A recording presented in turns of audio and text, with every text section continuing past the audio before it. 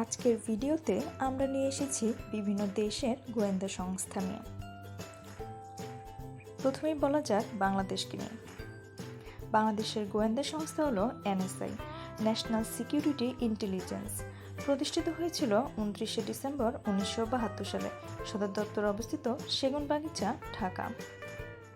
DGFI, directorate general of forces intelligence. প্রতিষ্ঠিত হয়েছিল 20শে জানুয়ারি 1972। সদর দপ্তর অবস্থিত ঢাকায়। ভারত। ভারতের গোয়েন্দা সংস্থা CBI, central bureau of investigation. প্রতিষ্ঠিত হয়েছিল 1 এপ্রিল 1963 সাল। সদর দপ্তর অবস্থিত দিল্লি, ভারত। র, রিসার্চ অ্যান্ড অ্যানালাইসিস উইং। প্রতিষ্ঠিত হয়েছিল 21শে সেপ্টেম্বর 1968 সাল। সদর দপ্তর অবস্থিত দিল্লি, ভারত। পাকিস্তান।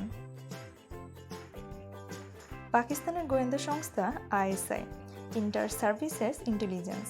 প্রতিষ্ঠিত হয়েছিল 1 জানুয়ারি 1948 সাল। সদর দপ্তর অবস্থিত Islamabad, Pakistan. NIC, national intelligence coordination committee. প্রতিষ্ঠিত হয়েছিল 24শে নভেম্বর 2020 সাল। সদর দপ্তর অবস্থিত ইসলামাবাদ, পাকিস্তান। চীন। চীনের গোয়েন্দা সংস্থা amps, ministry of public security. প্রতিষ্ঠিত হয়েছিল 1 নভেম্বর 1949 সাল।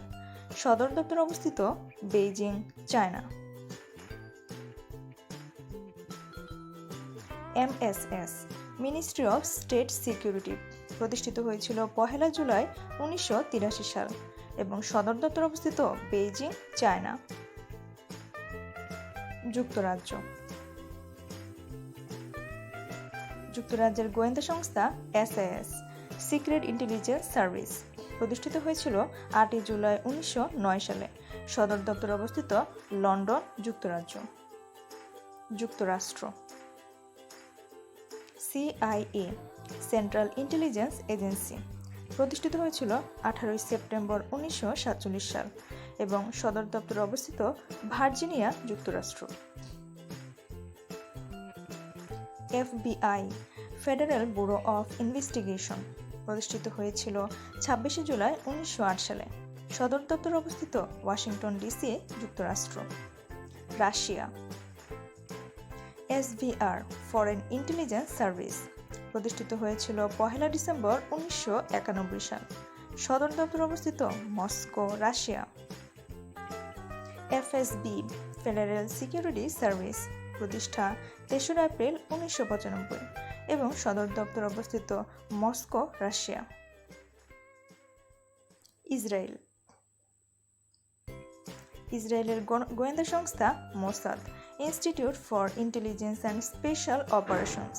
প্রতিষ্ঠিত হয়েছিল 13 ডিসেম্বর 1949 সাল এবং সদর দপ্তর তেল আবিব, ইসরায়েল। গোয়েন্দা সংস্থা নিয়ে পাঠচক্রের আমাদের আজকের ভিডিও এই পর্যন্তই। আশা করি আপনাদের কাছে ভিডিওটি ভালো লেগেছে।